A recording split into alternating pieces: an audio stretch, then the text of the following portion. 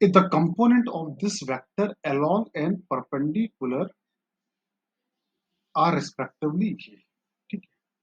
मतलब जैसे कोई एक वेक्टर ए है, इस वेक्टर ए का एक वेक्टर बी के अलोंग, मान लो वेक्टर बी है, तो वेक्टर बी के अलोंग जो कंपोनेंट आया है और वेक्टर बी और and perpendicular to the vector B, और वेक्टर बी के परपेंडिकुलर इज, मतलब अब ये आपको क्वेश्चन में गिवन है, मतलब ये जो है वेक्टर ए का वेक्टर बी के अलोंग और वेक्टर बी के परपेंडिकुलर, मतलब ये वेक्टर बी के अलोंग हो गया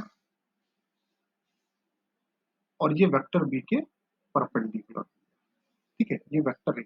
तो मैं अगर बोलूं कि कंपोनेंट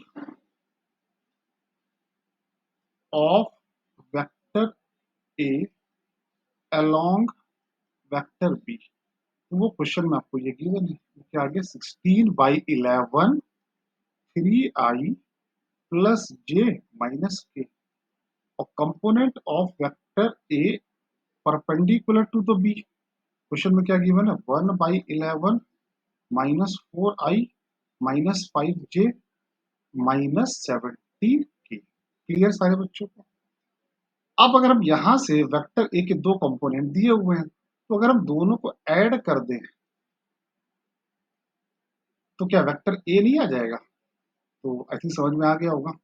तो 16 3 जा 48, 48 में 4 गया 44 आई कैप, 16 में 5 गया 11 जे कैप, माइनस 16 और माइनस 17, तो माइनस 33 के कैप अपॉन 11, 11 से डिवाइड हो रहा है तो 4i प्लस जे माइनस 3 के, ये वेक्टर ए आ गया।